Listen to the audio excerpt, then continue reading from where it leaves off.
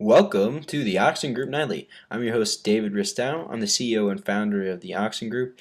The Oxen Group Nightly is a great way to recap the market throughout every day and see how the Oxen Group, a financial services firm specializing in financial analysis and investment ideas, is doing with our current positions and what we are seeing in the market currently. Today was a great day in the market, and we're going to start out today's session with a market recap. We're also going to get into some talk about our new entry into Expedia. We're going to look at a short sale we have now in GFIG and Copen. We're also going to talk about a position in Infinera in a little more detail. We've had that one for quite some time.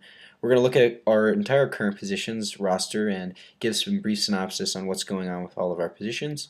We'll talk a little bit about our GMCR reiteration of short sale today. This is a company on our long-term ratings portfolio we have as a sell. And we're also going to talk about tomorrow's forecasts. Today was a great day in the market. Major mergers and earnings were driving prices higher throughout the day with a lack of economic data. People are turning to merger news, earnings news, company news for market direction. And we had strong earnings on the day from the largest company that reported today. That was Lowe's. Not to be confused with the home improvement store Lowe's, but rather Lowe's, the casualty insurance and property owning company that owns CNA Financial. And truly, the lack of economic data that we're seeing in the market right now will really mean that we're going to be looking solely to earnings this week and company news. And as long as that remains bullish and analysts remain bullish on companies with upgrades, we're going to have a really strong week despite the lack of economic news, because there really isn't reason for anyone to sell off if we're having strong earnings in a number of industries. Today was Pride International, an offshore drilling company, was bought out by Ensco, and Beckman Coulter, a medical diagnostic testing company, was bought by Danaher, a tech company. The Pride International the merger done by Ensco was for $4.73 billion, and the Danaher merger was for $5.8 billion. And these two mergers are key to the market's success and the market's ability to move higher. As long as we see mergers happening, as long as we see companies willing to buy out other companies, it's a bullish sign for the market. These companies see these opportunities, and they think that the market in whatever sector that they're in is going to be growing. It's going to be growing in offshore drilling. It's going to be growing in medical diagnostic testing, and that's why they're doing these mergers. And it's a bullish sign. And anytime we're going to see major mergers like this, and I expect we're going to see more moving forward, we're going to see the market going up as long as it's not coupled with weak economic data or bad earnings. Also on the day we had strong earnings from Lowe's. Lowe's is a casualty insurance and commercial property firm, with their main holding being CNA Financial. And the company reported EPS today of 1.17 versus 0.88 estimates, so a very large beat. The company was very bullish on all their sectors. Their commercial properties doing well, and their hotel and resorts industry, and as well as their casualty insurance is doing quite well. And the company also specified that they're looking to make acquisitions in the energy sector moving forward. And this is a really bullish tell because the company is looking to buy, and that is just a signal that they're looking to make a merge, they're looking to acquire somebody, which again means money is flowing between companies. Companies are bullish on the economy moving forward, and these are all good things for the market. So today we saw the market continue higher, and we're really wondering, will it slow down? As you see in the beginning of the day, we had the market moving higher throughout the morning and really pumping up about 60 points from the open. Open flat, but right away the mergers and the company news was really bullish. And after that, though, we saw some profit taking occurring throughout the afternoon.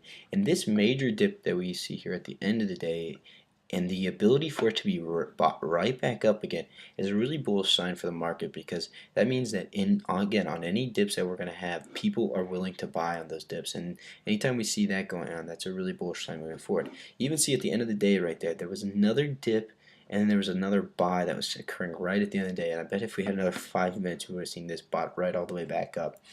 On any dips we're seeing in the market, we're just seeing people continue to take advantage of any opportunities in the market as they believe it's going to go higher. Today our big position that we got into was Expedia, the online company that specializes in travel, and we entered this morning at 25.44. We're bullish on the stock throughout the week as a midterm trade. Basically, the company has earnings coming out this Friday with EPS estimates at 0.36 versus 0.30 a year ago. And the stock should be helped by a group of lodging earnings that are coming out throughout the week, a strong market that we're expecting throughout the week, as well as the company's own earnings that are going to grow year over year. And we saw some telling signals from TravelZoo last week as that company beat estimates by 15%. And Expedia just has a lot of undervaluation right now. If we look at the chart right now, okay, in the beginning of the year, we saw a great, nice, big rise for Expedia from the 24.45 level up to the 27 level, and that was on news that the company was possibly a merger or an acquisition candidate. Somebody might be buying out the company, and we saw from that level though it dropped down quite significantly to around this area where we are right now. Basically, all that news of that possible merger and acquisition, as it didn't occur, the stock dropped back down. However, that stock has no high valuation right now. And as we move into earnings, I think a run up to the moving average around 26.05 right in this level is definitely highly likely.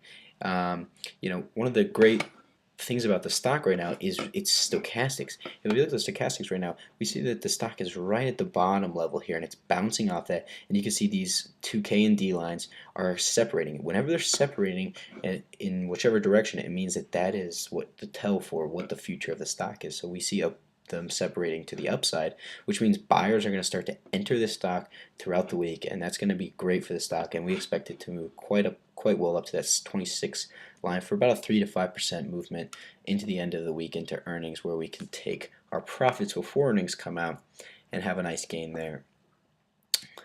We also on the day entered short sales in GFIG and Copen, and these are two stocks that we have from our $5 list on the Oxen Group. It's a group of stocks that are basically priced near or around $5 that are attractive to maybe mutual funds and institutions, because usually they cannot buy stocks below $5, and so as a stock moves above $5, it gets a lot of volume demand.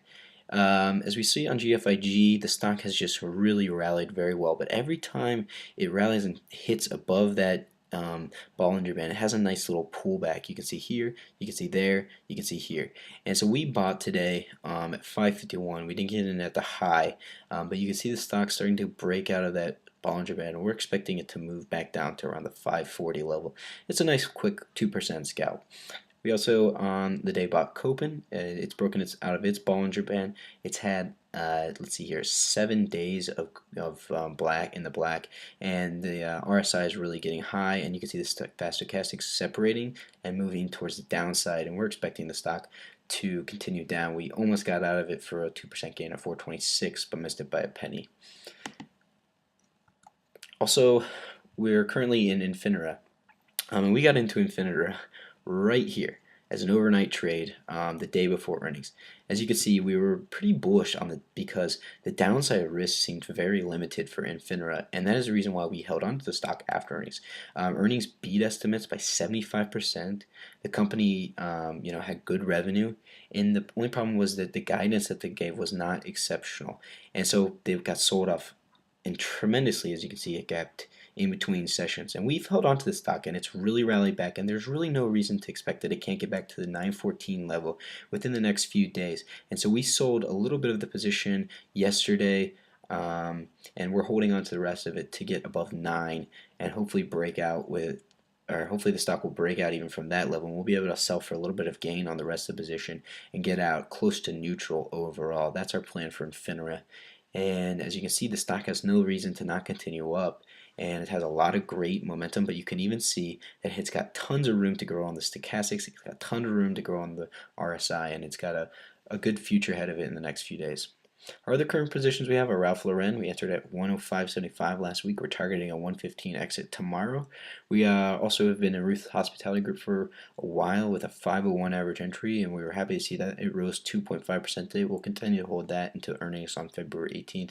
And ATVI, Activision Blizzard, slowly chugging upwards as it has earnings on Wednesday, and we're holding into Wednesday, hopefully exiting before earnings. We're up about 1.5% on that right now. Finally, we'd like to talk about the Green Mountain Coffee Roasters position. We reiterate a sell rating on the stock today. We reduced our price target from $22 to $21.50. This is a long-term outlook on the stock, and we have a buy of it below 17 and a sell above 24. So at its current price of $40, it's an extremely great short sale opportunity. I mean, there's a lot of really negative things going on with Green Mountain Coffee Roasters. For one, they have declining growth year over year. They're not growing over year, and they're seeing a lot of their economic moats start to fall apart. In 2012, their patent that they currently have on their technology for the Keurig cup, which is their coffee maker, that single serving coffee maker, is up.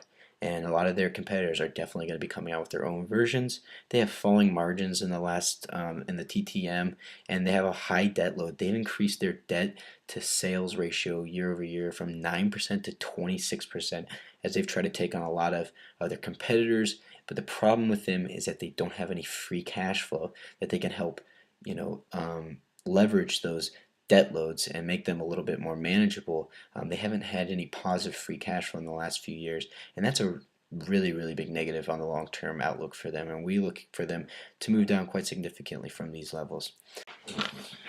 Tomorrow we're going to see major earnings in the morning from Sara Lee and McClatchy, and on the economic calendar we really have no major reports on the day.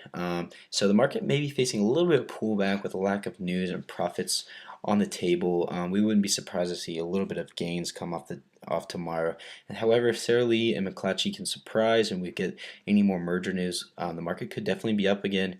And the big earnings are coming in after hours tomorrow, and that's what we think are really going to set up the day nicely for Wednesday, with a little bit of a pullback tomorrow. Buffalo Wild Wings is tomorrow evening. Disney, McAfee, Open Table, including a slew of other important earnings. Well, that's going to do it today for the Oxen Group Nightly. We hope you visit us at www.theoxengroup.com. You'll email us anytime at contact@theoxengroup.com. Call us at 1-800-709-1160. Be a part of 70% plus accuracy today.